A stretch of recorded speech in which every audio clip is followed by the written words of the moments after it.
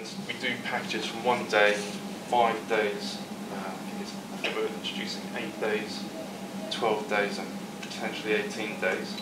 Obviously, the more days you buy, the cheaper it gets. And we found a lot of people start off with 5 days, and they found their productivity has gone up so much that they've bought into the 12 days and are now regular subscribers to that. We're constantly getting positive feedback because everybody who's there wants to be there. It's not like when you're working for a company, everyone has to be there. So if people are there, they're there because they want to be there, and if they've got having an off day or they're taking care of the kids because the wife's ill, they don't have to come in. But when they are there, they just crack on with it and get really good work done. If you come down and start talking to people about it generally, you know, these people are all small businesses, they're all really active, they all need to make a living, and so they're not going to be negative in any sort of way, they're always going to be approachable. You know, since I've been there, I've learned how to use online accounting software, which I never knew existed before. How to run social networking apps like Facebook, Twitter, get them all joined up, Gmail, do all the metrics, so measuring what people are looking at your website, where they're coming from, what devices they're looking at it on. So all these things I picked up for nothing, just by being there. I went through the latest Worthing Herald, and I'm just going to very quickly flick through a few pages. Everyone, I hope you can see this at the back, but everyone, you can look at this later if you like, that is highlighted is, I think, being generated, somebody has approached the paper with this story. So it's not, you know, they haven't got an army. The great news for you is they haven't got an army of reporters, like the good old days, or stringers around the world, finding stories. They really rely on people like you to come up with the stories for them. So here we go, this one, all of those,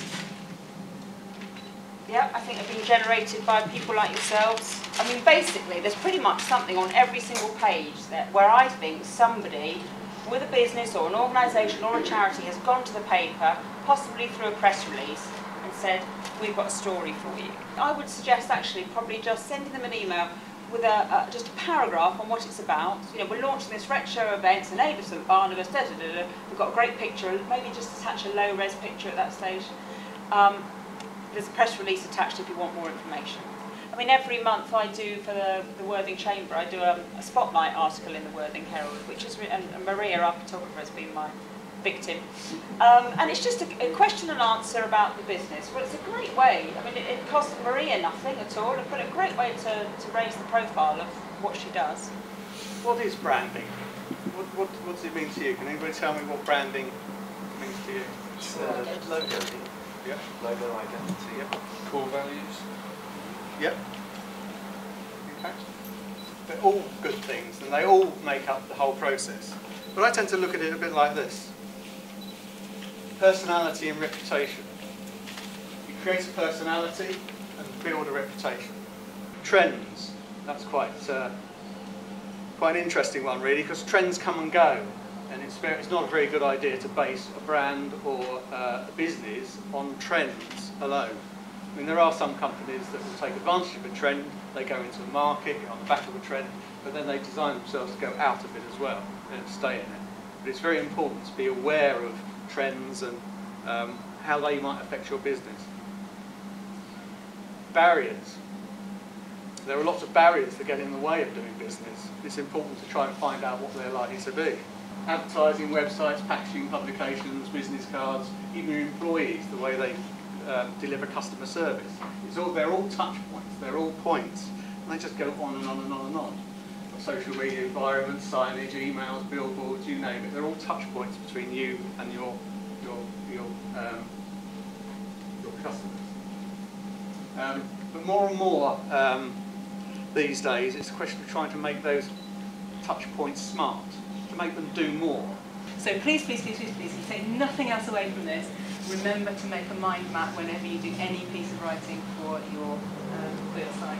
And also, you might want to do a whole site one. For example, when you're starting out with your website, you might want to do everything that you want on your site, and then it might become clearer for each page. So you might have, you know, your About Me, your home page, your different offers, all the different aspects of your business, and then you might want to do several or do little ones off the main one. But it's really good. A lot of people, particularly in the service type industries, will go into great detail. I know I've seen a lot of coaches, for example, who tell their customers or potential customers exactly how the coaching process works, what they will be doing in each session. And actually that's not necessarily what the potential client wants to hear. What the potential client wants to hear is, how are you going to sort out, or are you going to sort out my pain, whatever that pain happens to be, and how is my life going to be at the end of it? Can you solve my problem, is basically what they want to hear. And if you can say, yes, and your life will be like this afterwards, then that's what they want to hear. You might want to go into the features of your service later on, once they're interested. But the first thing that they are interested in is not how you're going to fix it, but the fact that you're going to fix it. I don't really care how my central heating is going to be fixed. I don't care which screw it was that was making it not work. I want to just know that I'm going to be warm this winter. The second thing that I would like you to take away from this, more than anything else, is to read it out loud. You must make sure that you read all of your writing out loud. And making it out loud is a lot different. You might think, well, I've read it 100 times in my head, but the minute you read it out loud, then you notice where the sort of bits of punctuation are missing, where it doesn't quite scan right, where you might not have made it as clear as you thought you had when you were reading it through in your head. There's no black or white here. There are various tests that HMRC will apply in deciding whether somebody actually is an employee or just a self-employed person. And it all goes down to the relationship between you, the level of control you exert over that person, whether that person works for you just on a regular 9 to 5 basis, 5 days a week, in your office under your control, like any employee would, or whether they are genuinely self-employed, and the fact that they have freedom to say, yes, I can work next week or not, they can come and go as they please, they have their own financial risk, bring their own tools, have perhaps their own insurance, work for a number of other people as well as yourself. They are genuinely in business in their own right, as opposed to somebody who just, looks like an employee in the sense that they just work for you and you tell them where to go, what to do, and they have no autonomy. RTI, I just mentioned that if you are employing people, RTI is called real-time information. It's a new reporting system for reporting employees on your payroll, and it's quite an onerous new system, a lot more obligations if you do employ people in how you report now. Previously you only used to have to report to HMRC once a year on the staff that you have, the payments you've made to them and the tax and national insurance you've deducted.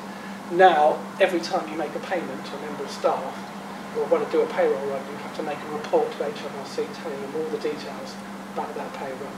If you are selling to another business, you can put into it any terms you like. If you're selling to a customer, they're protected people. Unfair contract terms, Act, Consumer Credit Act, lots of consumer protection. But to a business, they're not protected. So we get people saying to us, can you write a contract, please, that when they sign it, then they can't get out of it? I say, yeah, they're a business. But they can. You always have to have a termination clause. But you say, this contract will last for 3 years, and it will be terminated on March the 1st, provided you give 14 days notice. Otherwise, it will roll on for another 3 years. If anybody's going to read your terms and conditions, it must be you before you use them. That's the golden rule. Don't send out stuff. And if you don't understand it, don't use it. And the lawyers are the same. I mean, sometimes when I was training young lawyers, I'd say, what does that clause mean? I said, well, that means... and they'd make up things because they didn't want to appear to say, I don't understand it. They think they've got to know it all. The same applies to you. If you see something you don't understand it. You say, I don't understand this. And if people said that in a terms and conditions situation, it would be interesting, because then, banks, you never have that conversation with the bank. When you're online, tick this box to say I've read the terms and conditions. We all do, don't we? It takes milliseconds. You never read them. The whole economy is dependent on small and medium-sized enterprises. It's not big enterprises that keep it going now, it's the small and medium-sized enterprises. It's absolutely vital. It's the only reason why we're gradually coming out of recession, because of small and medium-sized enterprises. I'm not going to help it, but it's true.